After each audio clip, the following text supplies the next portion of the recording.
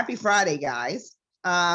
Today we are presenting a series with our From the Longhouse to Schoolhouse, American Indian and Alaska Native School Communities Coming Together. Today's title is Collaborating and Communicating Effectively with Parents.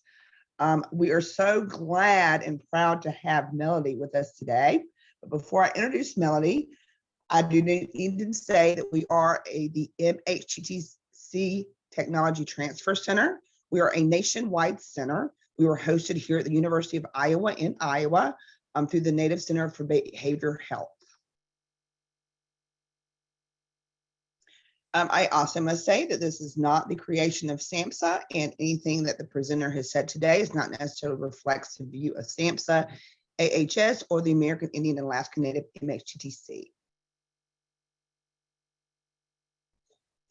Following up today's events, you will receive a follow-up email. Please take a few minutes just to complete the survey because we do want to hear your opinions, anything you want to share with us, and then just how we're doing as a service to you, because that's what we are here for, to provide you service. We have adopted this, and Ella Driscoll played a very big part in developing this for us. So thank you, Ella, for doing that. She is a university graduate student going off to bigger and better things very soon. So I do want to acknowledge our land acknowledgement, and I am going to take a minute to read it to you, unless, Ella, you would like to take the honors of doing so.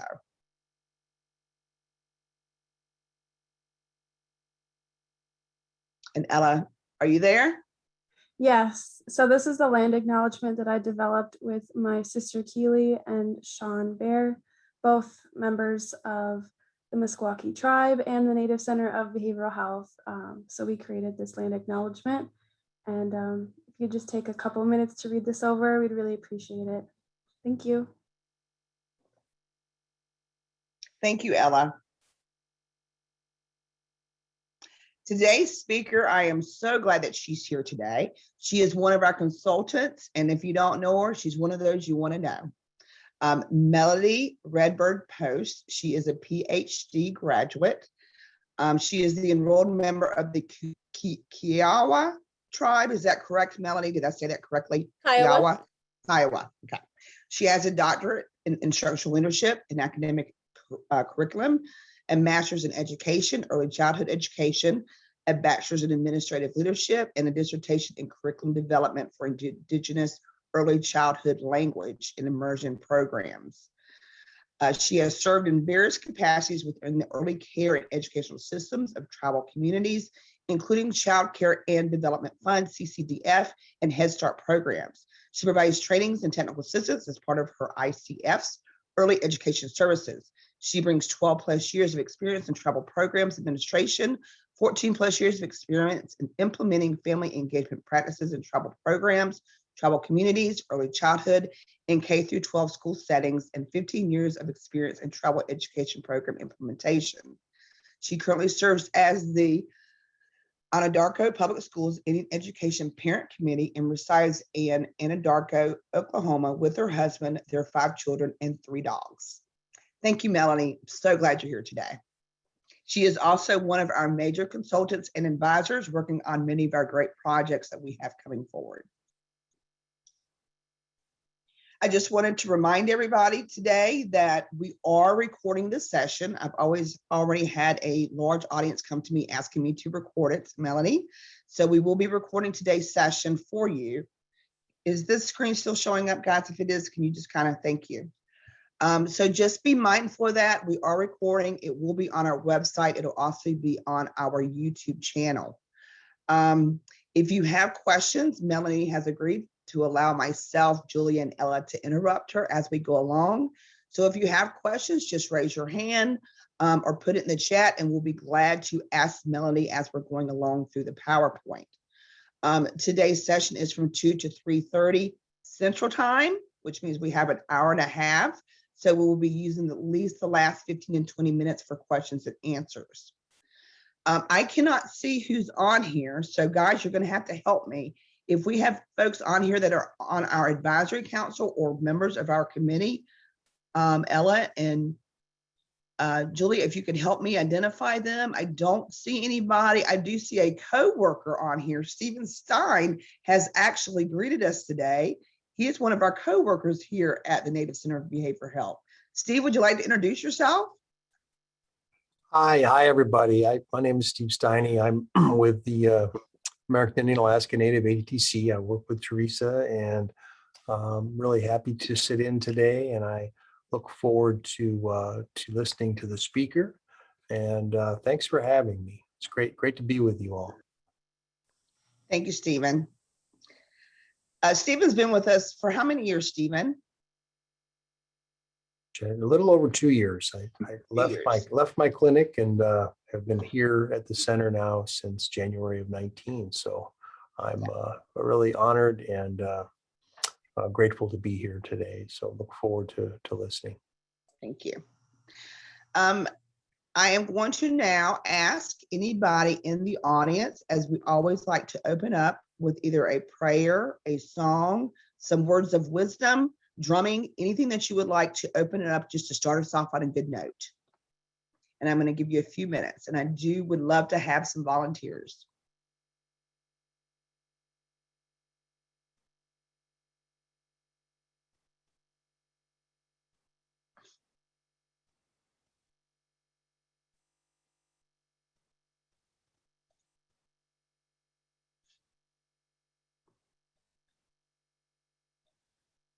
Okay, so then let's do a mental health check-in today, guys.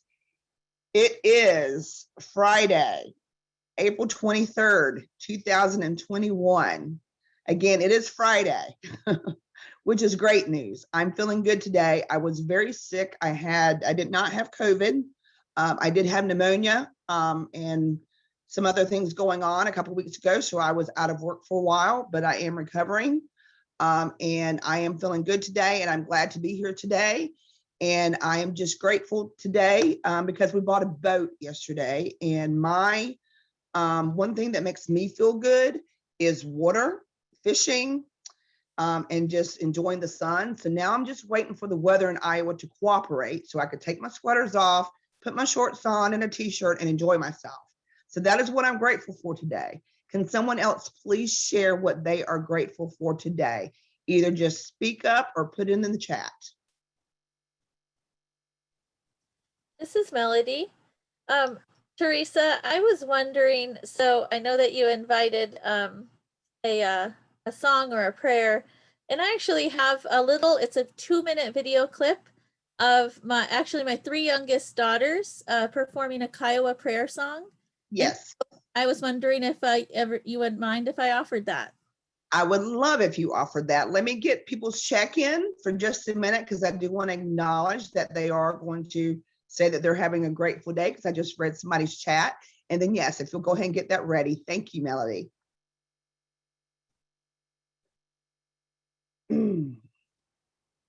Kevin, I hope you're doing good. Kevin Hell, it's good to see you.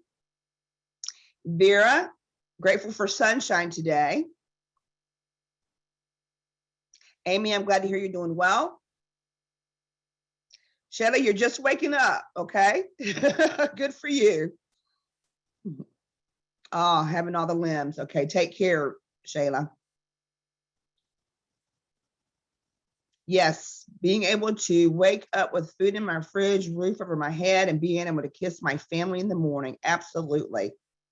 Grateful for blueberries. Gratitude check-in. I am happy, back to the office, and it's a wonderful work family. And then it's also, that was Stephen. Stephen, is great to see familiar names and faces, and to see you, Teresa, feeling better. Thanks, Stephen. Grateful for family and friends. Julie, I'm going to have to agree with you. If we have not connected back with the simple things in life and our families and friends during this COVID, that is one thing that I am going to take for this, and I am never going to let it go. My family means everything to me, everything. I used to think when I was younger, I'm a little older now, not much older, but when I was in my early 20s, I was all about wanting to make money. That's what I thought I was going to college for. No, but that's really why I went to college, thinking I'm going to make money one day. Money means nothing. It does not bring you happiness. simple things in life like family, finding what makes you happy, finding that little nick in yourself that makes you feel good about yourself inside. That's what true happiness is. And that is definitely something, as I grow older, I have come more and more to realize. So if you haven't found that niche and that thing that makes you tick and just feel good about yourself, please do. Please do. It's a great way to heal. It truly is. So I'm going to stop talking. Thank you guys for the wonderful feedback. I want to acknowledge Judy. She said she was grateful for her children, her husband's extended family, friends, and being healthy, and just praise God. So thank you for that. I appreciate it. Melody, take it away. All right. Thank you, Teresa. Good to hear everyone's check-ins. I'm going to ask if you can see my screen. Yes. All right. And I hope I pressed the right button. Let me see if you can hear the sound. Can you hear it? Yes. All right. This is a Kiowa prayer song. Hey dog, yeah dog, yeah. They dog, yeah dog. Ako.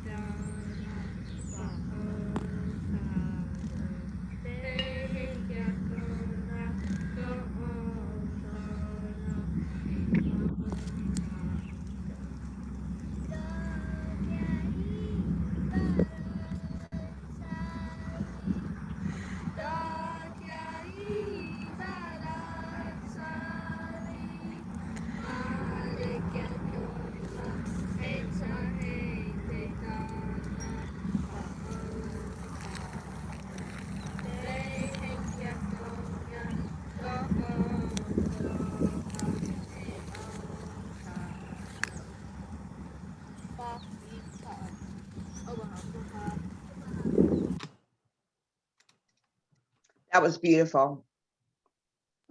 Now you're going to have to interpret it.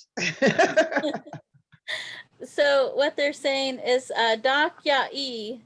Dak E is how we say creator or God or great spirit. And so what they're saying is Dak Ya'i Badat Sai. We're coming to you, we're praying to you, and we're thanking you for all of the happiness and the blessings and all the wonderful things you've given us.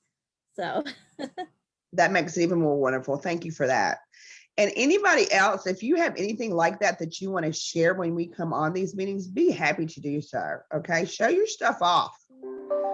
So Melody, I am going to give this over to you now. We are ready to go.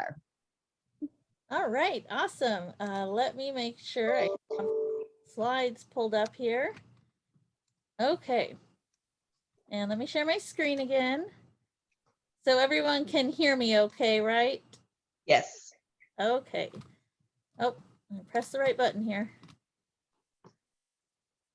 All right, well, thank you so much for that awesome introduction and also just grounding and centering, right? To get us started in a good way for our conversation. So our topic, as Teresa said, is collaborating and communicating effectively with parents.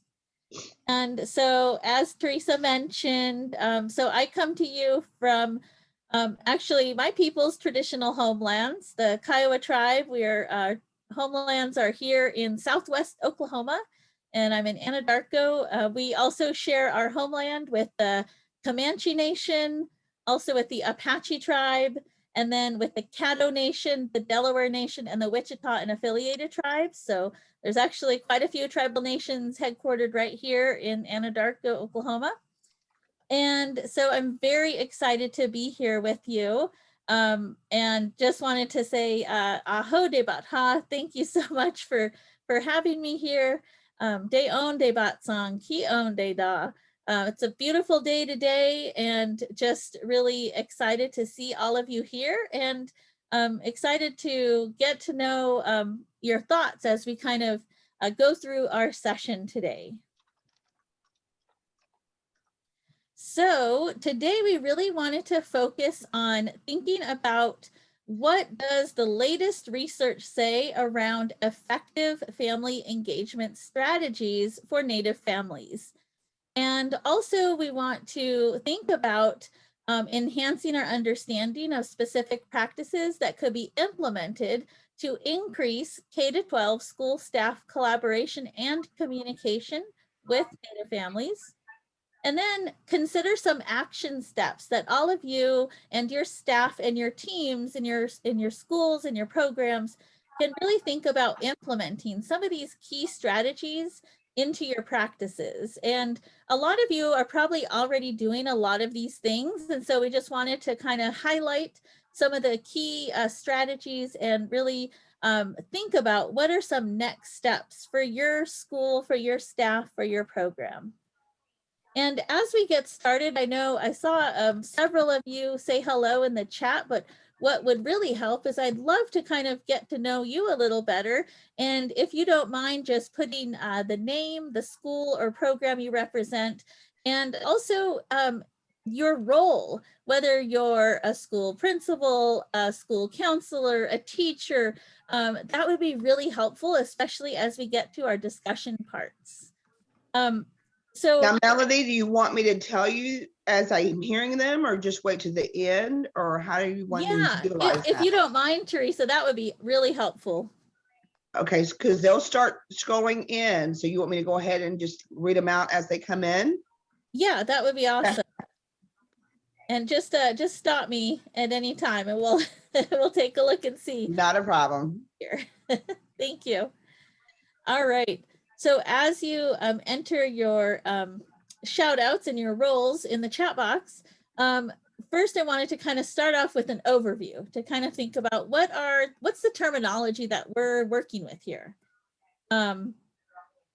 So what is family engagement? And there's a lot of different definitions, but these are kind of a couple bullet points to kind of summarize what family engagement is. And so really it's all about engaging children's families in their children's learning, right? And also in family engagement should be grounded in trust, respect, and honoring each family's unique story.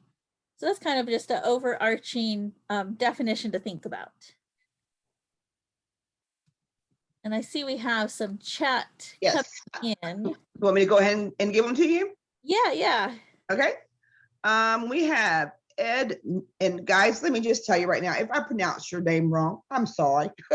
Especially when it comes with the native names, it's kind of difficult. You can correct me or we'll just keep going. Ed Napia, Sacred Circle Healthcare, love the name. He works with reservation youth and their parents. Julia Bullitt, she is with the University of Iowa. She's a counseling student getting ready to graduate in just a few weeks. Sierra Jackson, good to see you, Sierra. Culture of Care Coach, Jefferson County ESD in Central Oregon. Andreas Scrapper, Peer Recovery Support Specialist. Kate Pruce, School Counseling, Master's student at the University of Iowa. She's working on her master's degree to be a school counselor. Leona Starr, she works with Tanana Chefs Conference as a Systems of Care youth lead in Alaska. She works with youth ages birth through 21 to help children and their families who may be facing mental health challenging. Wow, that's great. I would like to talk to you later on that. That's wonderful. Kay Flynn, I'm a non-native. That's okay, Kay. Elementary special education teacher at, I'm going to say Hayward, Wisconsin, because I cannot pronounce your school name, but thank you for being here, Kay. Edith Daughtry, Granite Falls School District school nurse. Jacqueline Peener, Washington Division of Behavioral Health and Recovery Prevention Fellow. Amy Huff. Kayaga with Native American Community Services here in Buffalo, New York, Academic Achievement Coordinator, parent as well. Kiowa. Kiowa, thank you. Haudenosaunee. Yep. Thank you. Aubrey Biefeld, I work with Tanana's Chefs Conference SOC Youth Lead in Alaska. We work with youth 0 to 21. Hey, Vera Miles, Community Health Worker with United Healthcare. I provide care coordinations of behavioral health. Some members have tribal plans. Shauna McLaugh, Youth Case Worker at Yurok Tribal Court in Northern California. I work in and out of local reservation high schools and elementary schools. Rajera Kobe Yazi, and I hope I got that name correct. Shoshone Babcock Tribes, Early Childhood Manager, the child program work with children under 13 years of old and their families. Tilly Kip, North Creek Rancho of Mono Indians, Family Advocate, Case Manager, Health Educator, Fresno American Indian Project. Vera, hey Vera Miles, oops, from Buffalo, New York, Waves. Cecilia Gian Ashu. Cecilia, did I say that correctly? You're gonna have to help me there. She works with the Indian Tribal Voc Rehab, VOCA, VOCA. And if I'm wrong, you're glad to jump on and correct me. She said that was correct. Good job. Okay. Judy Sapp, Assessor, Mary Kay's Children's Services. Jacqueline Love from Louisiana, Kentucky, worked for 7 county services.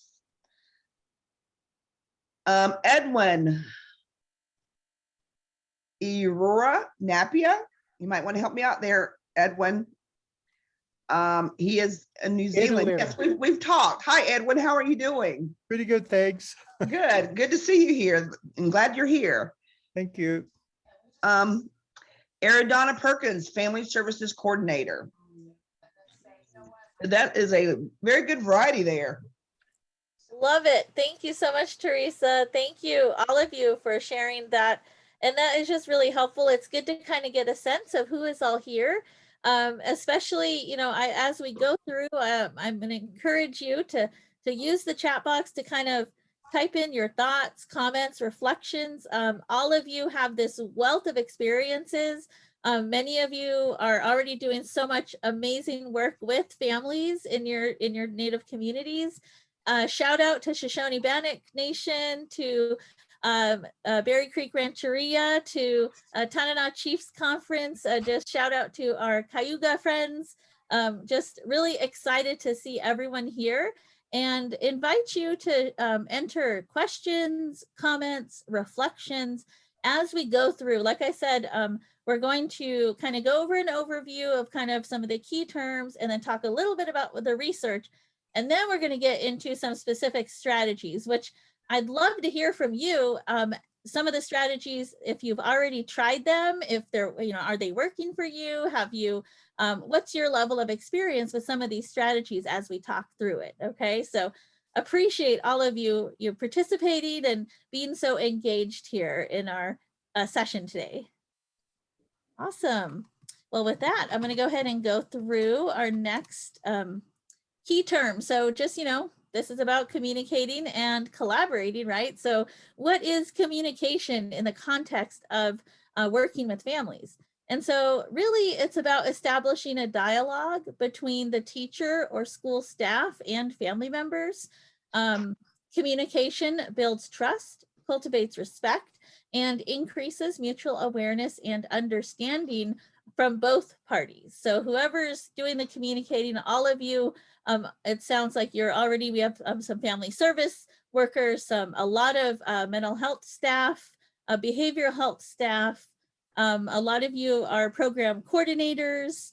I heard, we have some special education teachers, educators. So just you're already aware of, communication. So just trying to set the stage here as we think about some of these strategies that work well. And then I wanted to also think about collaboration. So what is collaboration in the context of family engagement? And so collaboration as a term really means working intentionally towards a shared vision. So it's all about two or more partners coming together, developing a shared vision, and then working step by step towards achieving that shared vision. And collaboration in the context of engaging, working with families, it really ensures that there are effective supports to make sure that each child achieves their full educational and developmental potential. And so really collaboration becomes really a focused, intentional effort to support the shared vision that the parent has for their child, that the family has for their children, and also the teacher, program, school staff have for those children. And so really coming together and developing that respect and developing that shared vision so that to help that child achieve their full potential. I just want to give you an update. We do have, and I'm not going to go ahead and call out their names because I want us to go through the PowerPoints, but we do have some family services coordinator on the line, CADCA and CPS. And we have Shannon, you are at IHS in Santa Clara, California. So I just want, and she provides cultural services for youth in the area. So I just wanted you to be aware. Awesome. Thank you guys for adding that. Thank you. Appreciate that. And feel free to keep adding to the chat. And Teresa's just gonna kind of keep me posted about what's going on with the chat. And as far as for those of you who are family service coordinators, you probably are already doing a lot of these things. And so we'd love to hear what your thoughts are and some reflections as far as strategies that you found that work well in your communities also.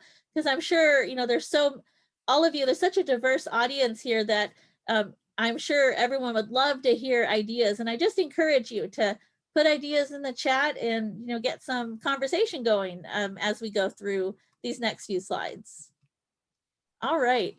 So I wanted to talk a little bit about the research. So what does the research say about family engagement with our tribal nations and in our Native communities? And so the research, there's not very much research, to be honest. And you all probably know that there's not a whole lot. However, I was able to find a few studies that came out in the past couple of decades, just a few here and there. But one study in particular actually focused on really trying to work towards engaging families in North Carolina public schools. And so I thought it was a very interesting study. And so I pulled that out. And don't worry, I have references, and we'll be sure to share this information with all of you as a follow-up. So we'll make sure that we get that to all of you here on the call. So there's some. Where was that at? I have to ask because I'm a native from North Carolina. Was that Lumberland? That is a good question, and I would have. Was it for natives? It was in I'm not remembering the exact school district. It's okay. Sorry, Melody. But the research report, I have the link in the references, so feel free to check that out, and it's got all the details there. Yep. But I thought it was, like I said, there's not very much out there, but this was a really interesting study because this school district partnered with the university there in North Carolina, and they wanted to understand how they can better engage and work to support tribal children in North Carolina. And so they wanted to know, like, well, what exactly Wow, the dinner. parents think? What do the parents think? And so I have the names of the researchers here, and this report came out in 2008. And I'm gonna probably butcher their names if I try to say it. But what they found after they surveyed hundreds and hundreds of parents, they talked, they did interviews. It was like this long-term, very involved study. And they wanted to know, what do families want to see, as far as how do families want to be involved in their children's education? And what they found are some major themes that emerged from all of they did surveys and interviews with these tribal children's families. And these parents described 4 types of school-oriented parent involvement. And so these were communicating about children, attending student-centered events, volunteering, and then advocating for their children's educational progress. And so they kind of went into a little bit of detail, sharing some specific examples of these different parent involvement. So this is all about, like, what do the parents really want to see as far as how involved do they want to be? Because as many of you probably are aware, in many school systems across the country, there's this perception that Native families are disengaged from their children's education, that Native families, there's a lot of assumptions that Native families don't want to get engaged. So that's why, that's kind of what I thought about as I was putting this information together, is really wanting to share back, well, what does the research say, and what do families really want, as far as how to be engaged? And hopefully this will help those of you who are developing or already implementing family engagement initiatives, or working with other staff members, with teachers, really trying to build awareness of how to effectively engage parents. And so I thought these were really a really key starting point. And we're going to talk a little bit more about what this means as far as actual strategies here in a few minutes. So those ones on the previous slide was what the Native families said about how they could be involved regarding the school. Well, as far as thinking about how Native families perceive how they support their children's education at home, they listed 6 different kinds of home-oriented involvement in their child's education. So these are things that Native parents said that this is what they do to support their children. So by showing interest in their child's education, so asking them questions about their day and just, getting to know what classes, what subjects they're taking, helping the children with schoolwork, projects, homework, that kind of thing. Nowadays, in the past year, there's been a lot of that, right? Like getting on Zoom and navigating technology and all that. Encouraging and rewarding children. Reading with children. Reading was a huge theme that kind of popped up a lot. Meeting the children's needs. So we know that there's a lot of need out there, and really trying to make sure that the kids have the school supplies that they need to be successful, and books to read and that kind of thing. And then also involving extended family and community. We all know that in our own tribal communities, we're very family oriented, and we approach the world through relationships, right? Through relationships with each other.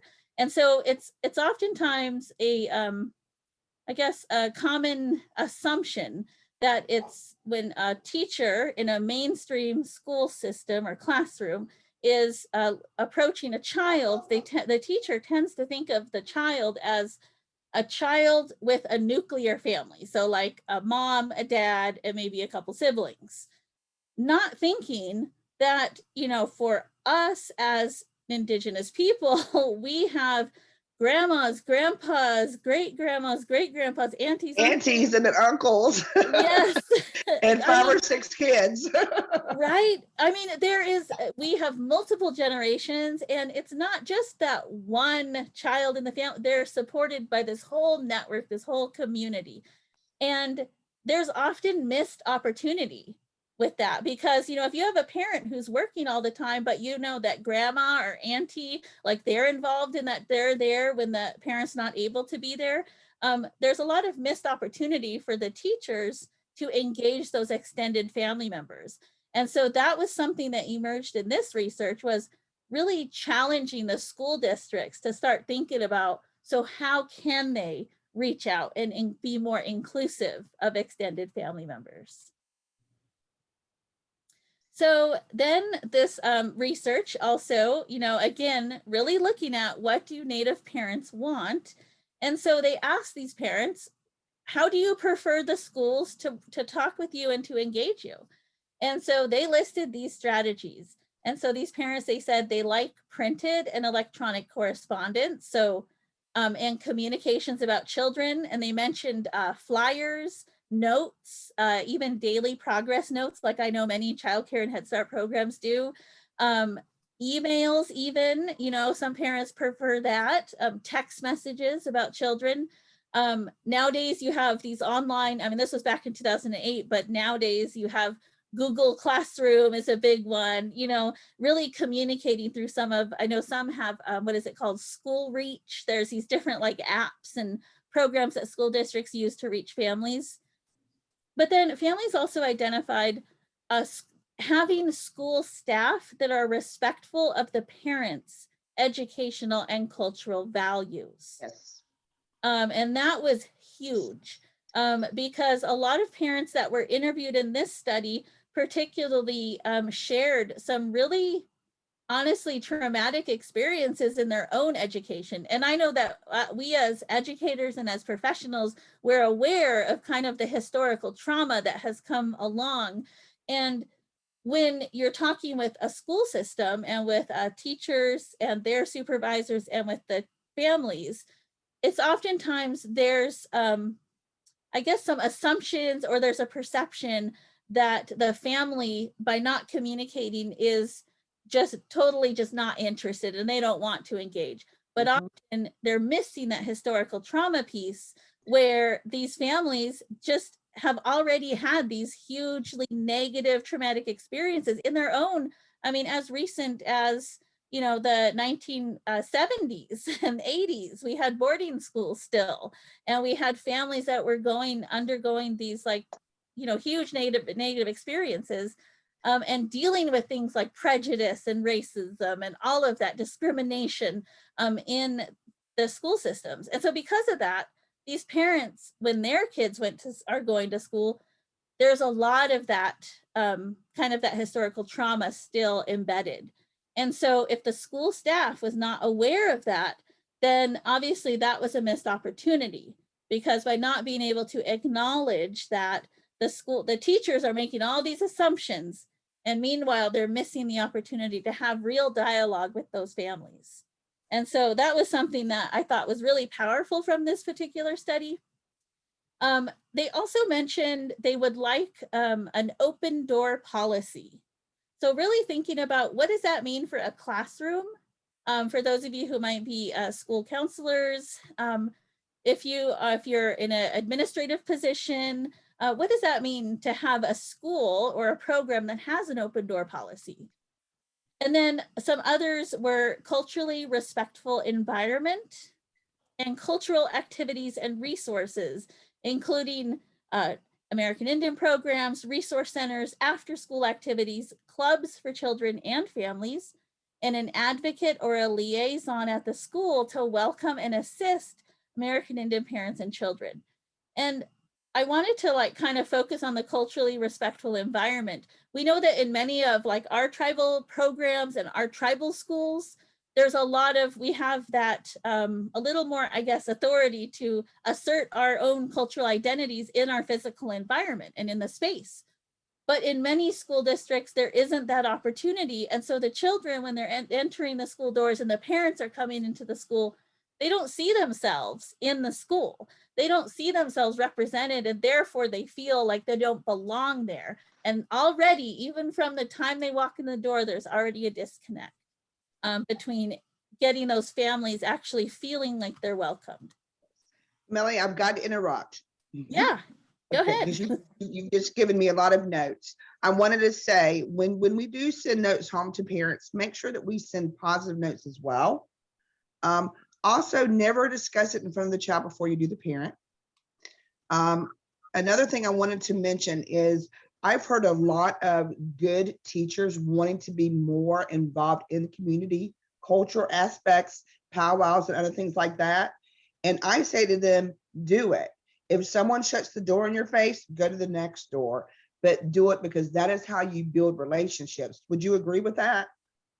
I definitely agree with that. I think that that's another like opportunity around the culture is, for instance, like I might be a Kiowa tribal member, but I don't know about the cultures of all of our neighboring tribes. So if I have a child who's like Wichita or Comanche in my classroom, I'm going to say, hey, tell me about, what are your traditions? What are your ceremonies that you have? You want to, and I would, kind of just open that door to have you get to know them a little more. And you'd be surprised how many tribal specific celebrations and powwows and gatherings are actually open to the public.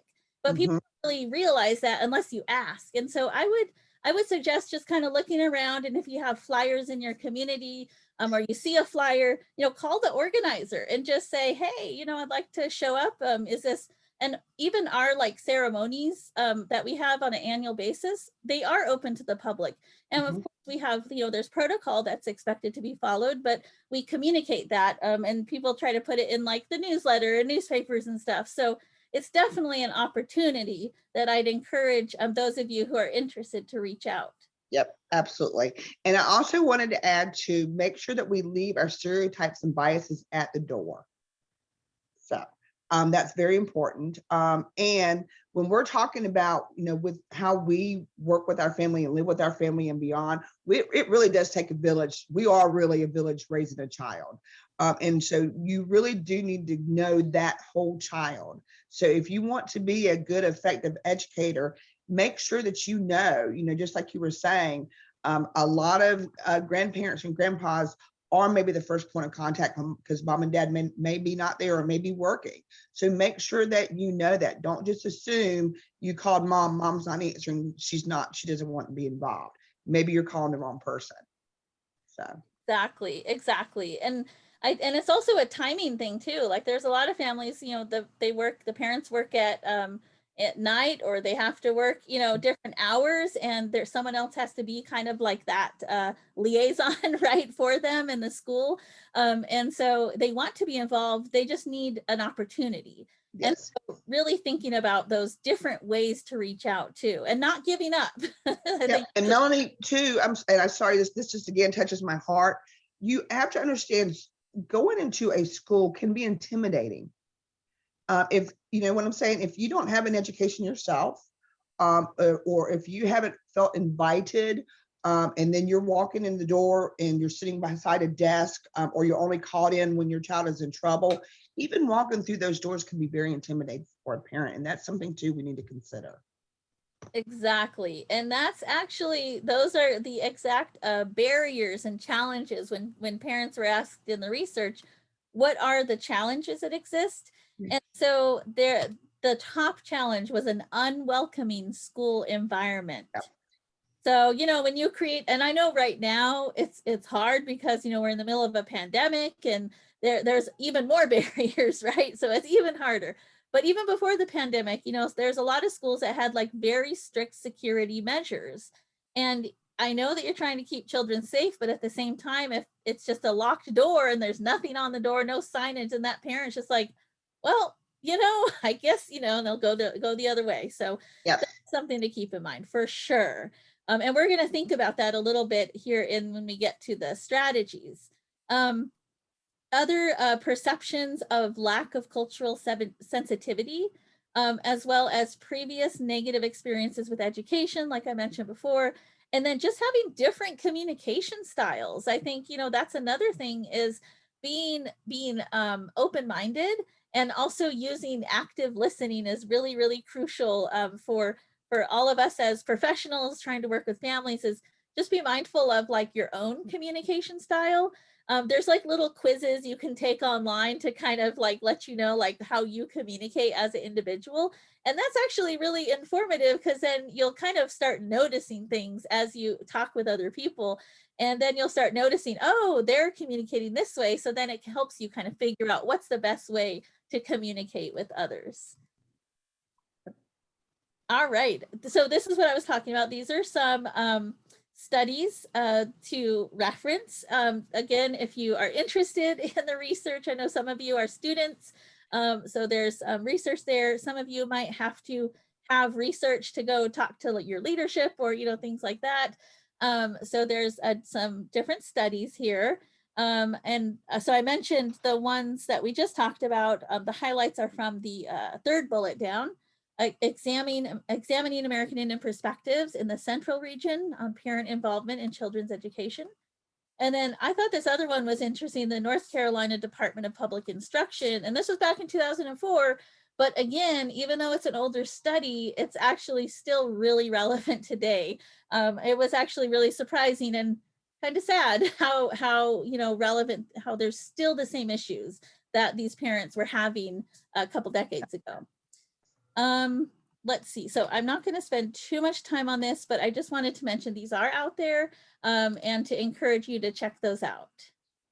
Let's see. So now I wanted to transition into talking about, so now what? So what can you do to actually make change and really improve your current family engagement strategies? And so how I organize this is approaching this through 4 different levels. And so like, I guess 4 different lenses of seeing family engagement. So first we're going to talk about child level. So this is talking about individual children and their families. And then we're going to talk about classroom level. So if there's one teacher in a classroom, or if you're a school counselor and you're assigned to a certain group of students, or if you have a program and there's a certain group that you're working with. So then we're going to talk classroom level. And then the third level is we're going to talk about school building level practices. So we talked a little bit about that in the research. So thinking about the physical environment. And then we're going to talk about administrative, so district-wide practices that could be implemented at the district level. All right, so let's think about, so how do you establish opportunities for family engagement? Like we talked about, intentional and open communication is crucial. And this is intentional communication, so between the teacher and the staff and the family. And so, and I use the term family because we know that sometimes it's not just the parents, right? It's not just the biological parents either. There's all different kinds of families. And so I just wanted to use that term to be acknowledge the diversity of our family structures in our communities. So some possibilities for building these opportunities to engage with families, and this is individually, right, with the individual child in your program, is taking the time to get to know the child and their family. For those of you, I heard some of you are involved in childcare programs, in Head Start programs, even in your pre-K programs in kindergarten. One of the common activities that we see often in the beginning of the year is they do like little get to know me activities, like they might ask parents to send pictures of the children and the family members, or they might make a little photo album, or they might make a poster board and have the child like share about their family and who's in their family and a little bit about what they do. So those are some like things that teachers could do to get to know the individual children. And then also, like Teresa mentioned, share positive, genuine, and specific information about the child with the family. I know that sometimes, especially with, well, I guess with all ages of kids, right? My experience is in early childhood. So I'm, you know, it's all about challenging behaviors when they're, you know, getting ready to enter kindergarten, and the parent, you know, when the parent, all they hear are these negative things. Like I had the child who was the biter in the classroom, right? In his childcare classroom. Uh-oh. Bit every child. And it was so, and I felt so bad because I was like, well, I don't know what I can do. And but you know, when a family, that's all they hear is these negative messages, then it's like they start questioning, like, well, maybe there's something wrong with me, like as a parent. Yes. And like, you're not really giving them an opportunity to kind of address it and figure out, like, you know, you want to give them empowerment, right? You want to empower them. So really thinking about, even if that child is like the one that's on your nerves, you really want to just find what's at least one thing that maybe if the thing they did was smile at you today, then that's what you should send home and say, hey, guess what? But really thinking about focusing on the positives, and that'll create opportunities for you to engage that family in real progress on addressing some of those challenges with that child. Another opportunity is to recognize the child's strengths and share them with the family. So you might notice that you have a child who maybe they're not the best listener during group time and they tend to wander off, but maybe you notice that they wander off and start going to play with those little tiny cars, and they make this like amazing like scene with all the cars in the little manipulative area. And then you're like, oh, well, that child is very detail oriented. So there's ways for you to notice specific things about that child and then make a point to share that with the family. And then again, if you do communicate with the family about the child's behavior, be very direct, to the point, and objective. So really try not to make assumptions, try not to assume things about what that child might have wanted or try to do, but really be objective about their behavior when you're communicating. And this works for all ages of children, right? And I have to add another thing too there. In my experience, a lot of times when a parent comes in, the teachers start right off instead of listening to the parent. And I always think you should listen and ask the parent first and foremost, because no matter what, the parent knows the child best. So I think that their input is always just as important as your input. Exactly. And for anyone who's worked in early childhood, one of the kind of the mottos that we hear a lot is the parent is the child's first best teacher. So no matter what, that parent does know that child the best. And so it's in the teacher or this program staff's best interest to get to know that parent so they can then get to know that child. Absolutely. So then I wanted to kind of talk a little bit about different types of communication. So there's there's one-way communication and there's two-way communication. So one-way communication is very much like from the teacher or the program to the family. And it's really, so it could be something like I know for my kids, I get newsletters from their classroom teachers. So you might get a weekly newsletter in their child's homework folder. And that's one-way communication. It's the teacher sending something to the family, but there's really not an opportunity to engage in a back and forth. Mm-hmm. However, the more effective method of communicating is two-way communication.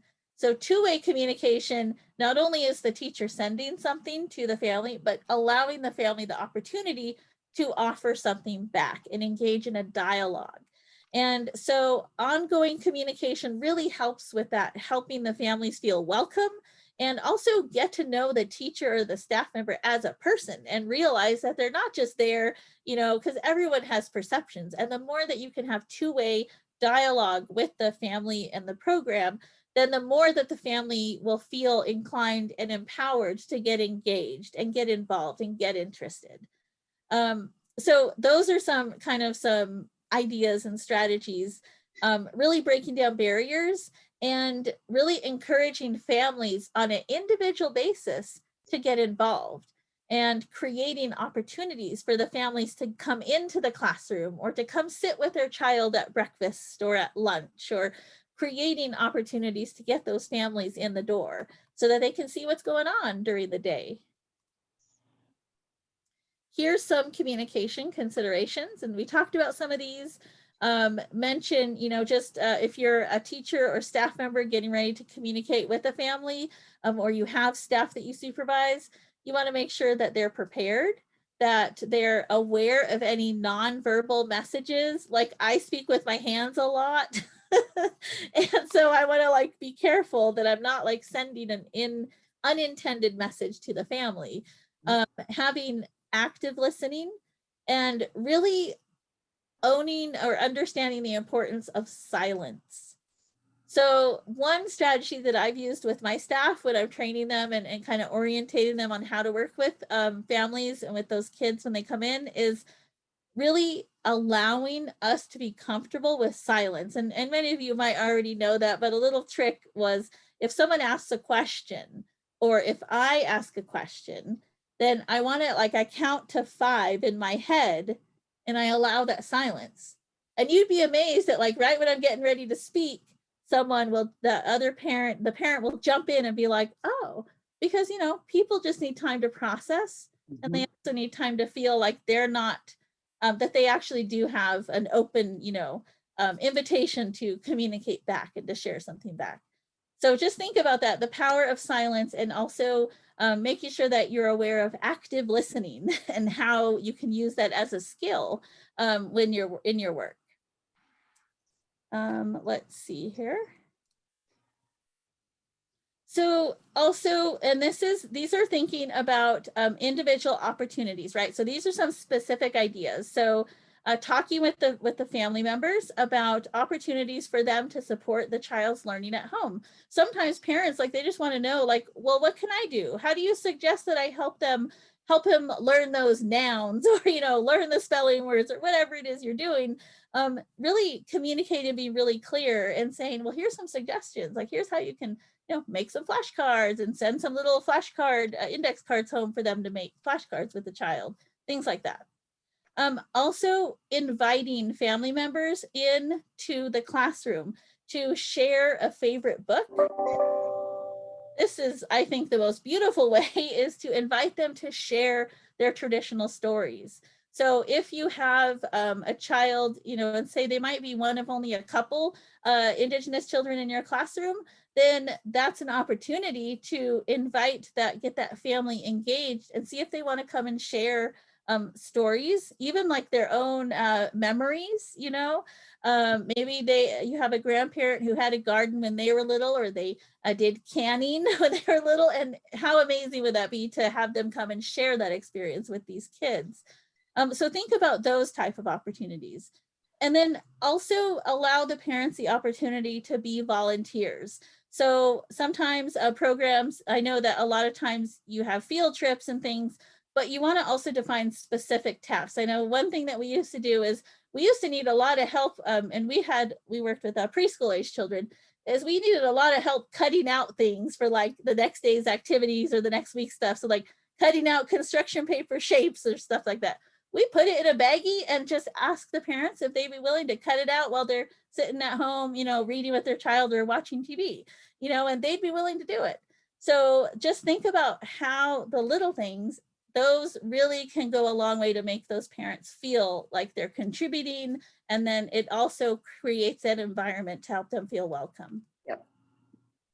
We also mentioned this, but celebrating with families and really getting interested, and if you can, get involved in community events, powwows, songs, dances, traditional feasts, celebrations, sporting events, you know, just different things like that. It's always, that's always an opportunity.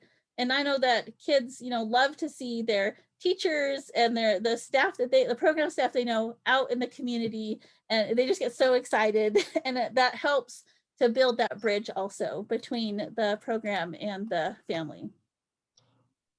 So now let's talk a little bit more about classroom level. So these are things that you could do kind of with your whole group of students, right? Melanie, can I stop you before you go on? I have a question.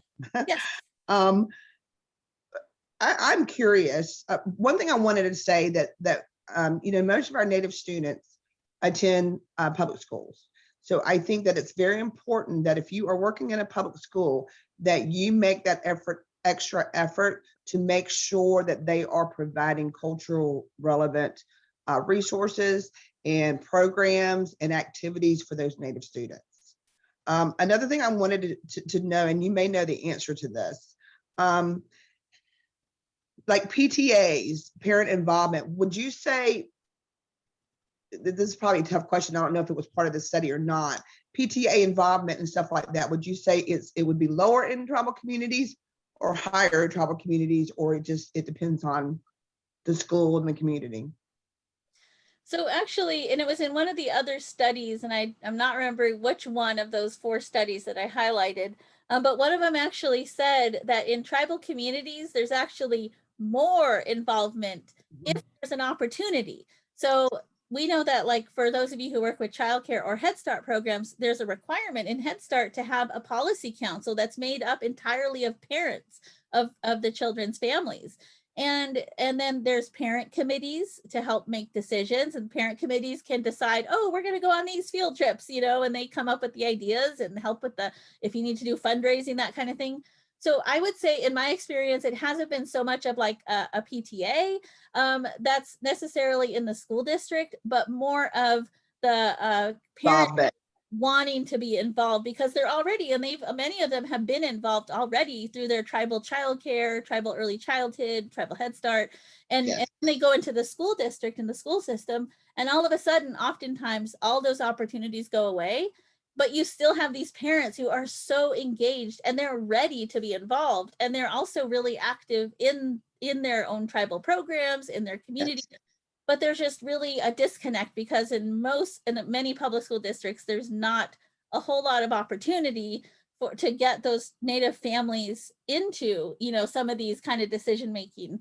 That's why things like through your JOM and your Indian education programs, those are really empowering opportunities to really spread the word and share the message that, hey, you know, Indian education programs have to have parent committees, parent advisory councils, and really spreading that message and getting those parents involved and making sure that everyone's informed about the opportunity.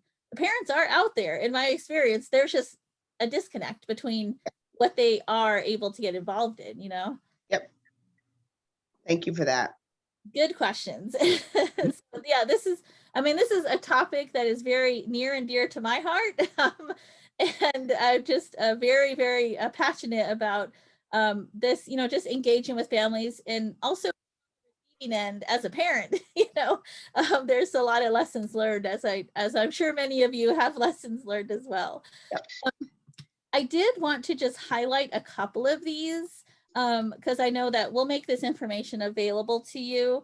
But the one I wanted to highlight, which is something that I don't see too often in school settings, is in addition to creating a warm, welcoming environment in the classroom and in the school building, some programs and some school districts who have actually implemented home visits have had a tremendous increase in parent involvement with tribal families. And so a home visit, what does that mean? Well, first off, there's a lot of challenges because of all the perceptions and all this stuff. But if you can get a parent to agree to a home visit and let you, and you don't have to necessarily go into their home, although, you know, in a lot of our tribal cultures, like that's protocol, like you come into the home and we'll feed you and, you know, get you all ready, give you something to eat. right? Even though you already ate, we're still gonna feed you. But even showing up at the door, you know, you never want to go on a home visit empty-handed. You always want to bring like a book or a packet or something exciting for the child and the parent. But home visits are so powerful, because if you have a teacher or a school staff who is maybe new to your community or new to the school system, and they are required to go do home visits for every one of their children, can you imagine what type of context that teacher is going to be aware of coming back into the classroom and seeing those children? It's really powerful to understand where that child is coming from. And understanding, oh, okay, so you're getting a sense of the whole child and the whole family. You're not just seeing a number or someone that you give a grade to. You're seeing the reality of their life.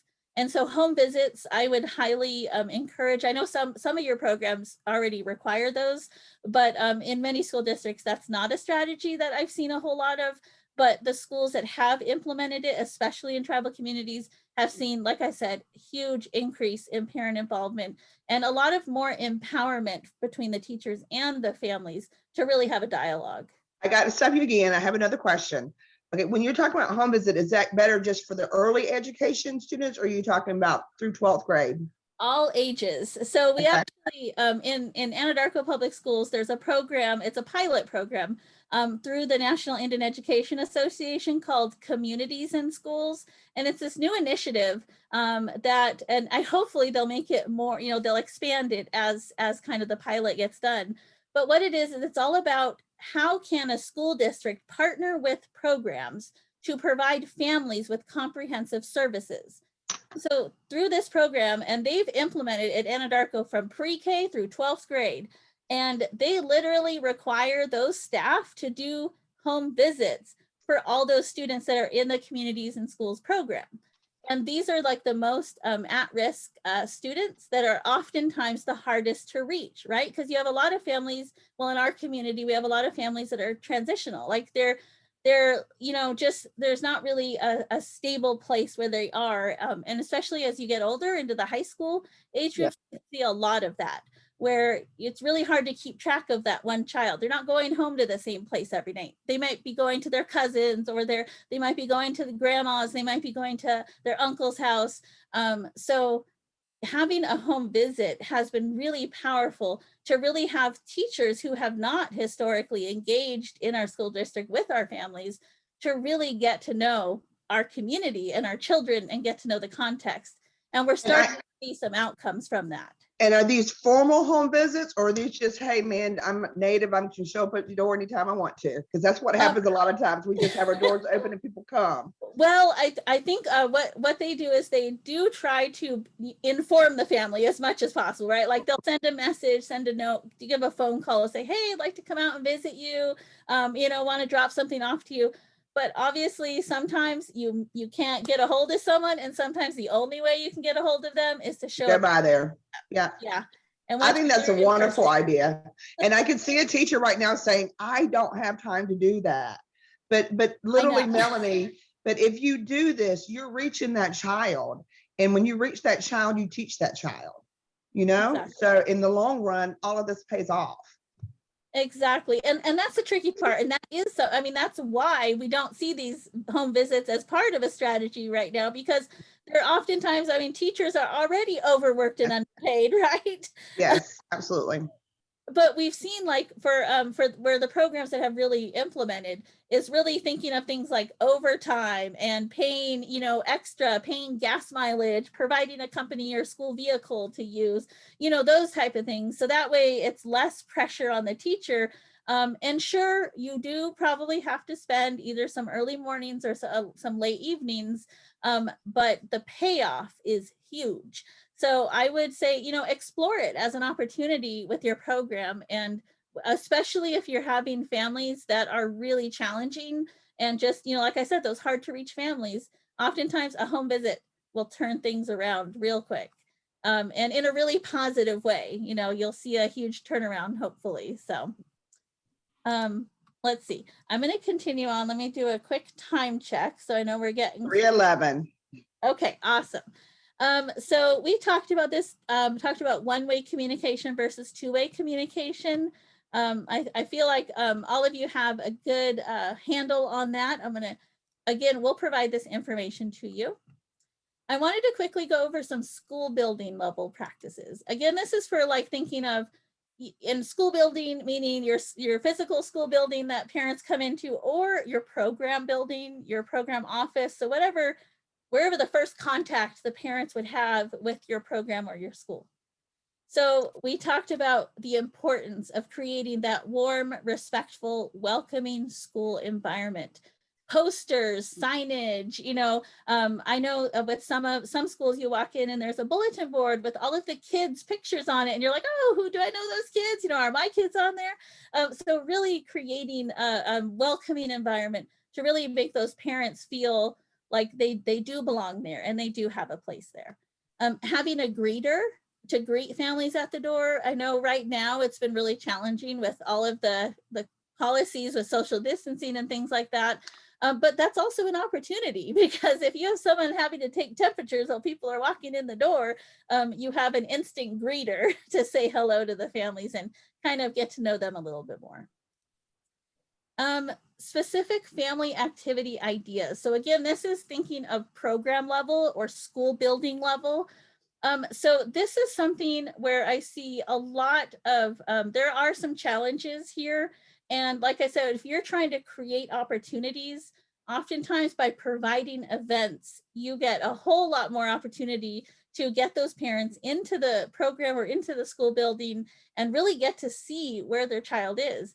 It breaks down those barriers that we were talking about. So having a family night, having school family nights. I know Head Start childcare programs, they often do family nights, but I've seen when my kids were in 3rd grade, the school that teaches the 2nd and 3rd grade here in town, they had started family literacy nights, and they had this partnership. They would have like all these beautiful books, and they would say, hey, show up and get a free book, and we'll feed you dinner. And so parents, we'd all show up. It'd be like an hour. They'd have a little 15-minute presentation on some reading strategies with your kids. And then they'd have us practice reading with our kids with this brand new book that we got to take home. So how powerful is that? Because I feel like I'm a pretty educated person, and I can walk into my kids' school and I feel intimidated. So, and I'm sure, some of you might feel that way too. It's really easy to feel intimidated walking into your child's school. And so thinking about it from that perspective, and how can you break down those barriers? Also, using parent surveys is a really powerful tool. So really collecting information from the families on what they would like. And nowadays you can do like free surveys on like Google or SurveyMonkey. There's like easy ways to do little surveys on using our phones nowadays. Get that information from parents and say, hey, are there any topics that you'd like to hear about? Or what would you like to learn about with your child? And create events. And this is where if you have a parent committee, or if you have your Indian Ed parent committee, this is where they can really help you to plan these type of things. You can get volunteers to put together, whether it's formal or informal, and help you put on these different events. I have to tell you another thing too, Melly. I think it's always good when you're doing these events, let the parents see you as real people. Do like an act or a skit where the principal and the teachers get up there on stage and just be silly. They need to get to know you. You need to get to know them. And I'm not saying go out and be best buddies. That's not what I'm talking about. But they need to know enough to know that you care about their child. And that's when you're going to make that connection. Exactly. Playing games, creating an activity, a family night where everyone, even the principals and the teachers have to play games, and everyone pairs up with a group. There's a lot of different ways. And there are most likely facilitators or consultants in your communities that can help you with that. And I also wanted to give a shout out to the power of partnering with tribal nations, tribal programs in your communities. So if you are in a school district, a tribally operated school, you probably already have some partnerships going on. But I would highly encourage you to explore and get to know the tribal nations that are in your area, and really think about how your school or your program can partner with different tribal programs and departments. And that is really powerful, because oftentimes you have multiple tribes in the area, and the programs have all these wonderful resources, but the school may not be connected to that. And so the parents that might not be connected to those tribal resources, there's oftentimes some, lack of understanding, lack of awareness. So that's an opportunity to build partnerships with tribal programs and tribal departments, and really get to know what kind of resources that can be shared. Because oftentimes programs have the same goals, like they want to reach the same families that the school is serving. And so partnering can be really powerful. So I would highly encourage that as a strategy. This was something we talked about, just providing volunteer opportunities for your parents. So there's lots of ideas out there. These are some of the highlights. Really putting parents and family members in a place of empowerment. So inviting them to come in and be the storyteller, inviting them to come in and be a guest speaker, inviting those parents and giving them that opportunity to really redefine their own educational experiences and doing it for the children and then all the children in the school. So that's another thing, is if you have tribal elders or fluent tribal speakers in your community, you might have dance troupes or groups, drum groups in your community. The high school might have an Indian club. Well, maybe they would be interested in coming into your program and doing a demonstration, doing a performance, sharing information. And so really think outside the box of what groups are active in your community that are tribal specific groups, and then have them come in and get involved. Those are additional ideas. I also wanted to highlight, there's just been a lot of work around healthy children, healthy families, around child nutrition. And there's also been a lot of emphasis lately on food sovereignty, especially within a lot of our tribal nations. And so I'd encourage you to kind of think about if you do have initiatives in your community around food sovereignty, or you have tribes that are doing these amazing things with like their traditional community gardens, growing traditional foods, doing like farm to table type programs, those are opportunities to get those programs involved in your school and getting them as a partner at the table to help get those families involved. And really quick, because I know we're getting down to the time and I want to open it up. I see some chat going on. So really quick, wanted to highlight some district-wide opportunities. So again, many of our communities have children's powwows that happen. Well, why not coordinate with the schools? Why not, if you're a school, coordinate with the tribal programs or tribal organizations that are sponsoring those powwows? See how you could maybe have a booth at the powwow, or see how your teachers could volunteer and help out.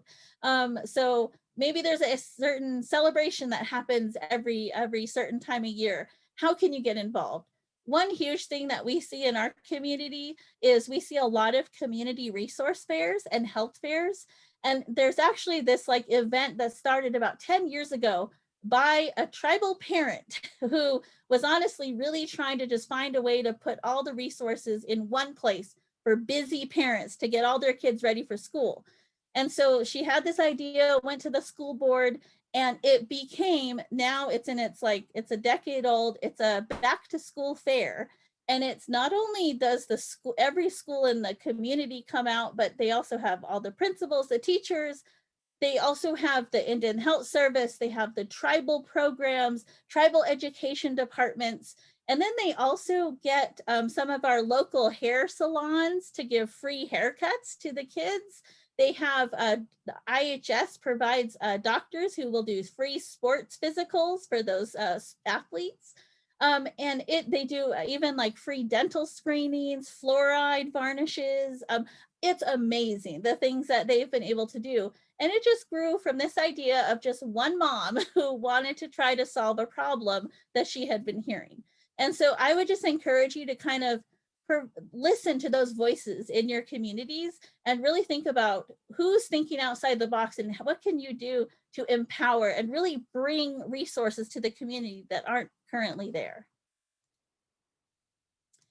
All right, so that brings me to the end of our little conversation here, and I wanted to get ready to open it up for questions and comments.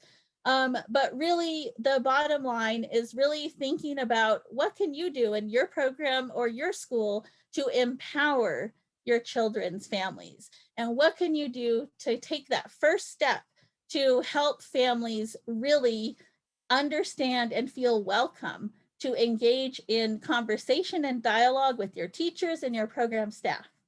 And so my challenge to all of you is, what are your next steps for engaging families? So I'd encourage you, and you could use the chat. I invite you to use the chat box, but you might be taking notes. So write down 3 things that you can do now to support family engagement at the child level. So think about those individual children. What are 3 things that you can do? And maybe you've already done them. Maybe it was something you did in the past. Maybe you want to try it again. So what are 3 things for the child level? And then I'd like you to write down 3 strategies that you can use for your staff, your teachers, yourself, to engage families at the classroom level. So thinking about classroom sizes or a group, whatever group of children that you work with and their families. And the next thing is, I'd like you to define 3 practices that you and your staff, you and your teams can do to improve family engagement at the school building level. So thinking of your program offices, your school buildings, what are 3 things that you can do right now that you want to go on Monday and start? And then I'd also like you to brainstorm 3 ways that you can support effective family engagement across your whole school district. Even if currently you're not involved in the school district, whatever school district you're that's near you, how could you support effective family engagement in your community? And I see some chat box action going on. So with that, here's resources. We'll make sure to share this with you as a follow-up. And I just wanted to say aho de batha. Thank you so much for all of your participation and taking the time to listen. And I'll open it up for questions and answers. And I'm going to give them a few minutes too, if that's okay, Melody. We know it takes 5 seconds. Yeah. I wanted to tell you, this was an excellent presentation. Everything you said to me is something that is also dear to my heart, because it's about our children, and we do have to reach our children before we can teach our children. And that came from Connie Locklear, and I told her I was going to take that because I love that. And yes, it might take a little bit of effort, in the beginning, but look at the reward in the end. And I think you were right on target. And I'm glad to see there's actually been research out there with this. So that's wonderful. But I'm very impressed, and you're going to be back. So I'm just going to let you know. Sure, anytime. Yes, definitely. I see that we have some questions for the slides. Teresa, I'm sure that, I don't know if you have a follow-up or listserv, but I sent some information that feel free to share with. Yeah, if you've already sent it over on top of the slides. Yeah, there's a little, some information for a handout. I wanted to kind of make you something. I know the slides are really helpful, but I made a little 2-page handout with some of the key ideas on there. Yeah, every time we have a presentation, we'll send them whatever you want us to send them, plus the presentation slide, and it'll be on our website and our YouTube channel. So awesome. Yeah. So do we have any questions for Melody? Well, like this is going to surprise you, Ed always has something to say. Have you noticed? No, but this was a great presentation, and I had thoughts in my mind, well, this needs to be said, and this needs to be said, and this needs to be said, and it was said. Okay, so that's great. But here's a little hint that you might think about, because we've tried it in many circumstances. First, on the first or second or third day of class, each student is invited to bring something to class that represents their family culture or their identity. And that's a way of them introducing themselves to the rest of the class. And here's another possibility. How about a family culture fair, where the class is invited and each family is given a table to demonstrate or to present their culture for people to see? It works. And, even when you have people who are all from the same tribe, you're going to be surprised how different those tables are going to be. That's it. Thank you. Thank you. That's great. That. Those are beautiful. Thank you. Yeah. I think my favorite that I heard today was home visits. So I think that is so personable and really shows that you are going out of your way. So I definitely, and you're not going there to give negative news, because I know when I was a school counselor, if I had to go do a home visit, it wasn't anything to say positive. So just going there with positive information and to sit down and have a conversation with the parent, I think that's wonderful. Anybody else have questions, have any suggestions that you might be doing in your school district? We have just a few more minutes.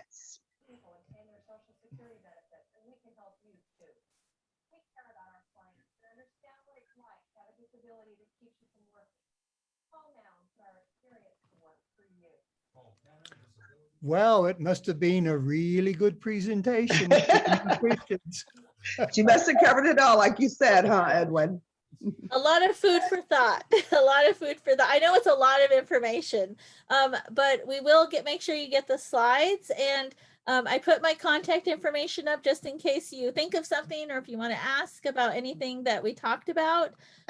Feel free, and I'm always here. Just, if you need someone to bounce ideas off of, or want to just get some ideas, I'm happy to brainstorm with you. So thank you so much for your time. And I'm going to go ahead and turn it back over to you, Teresa.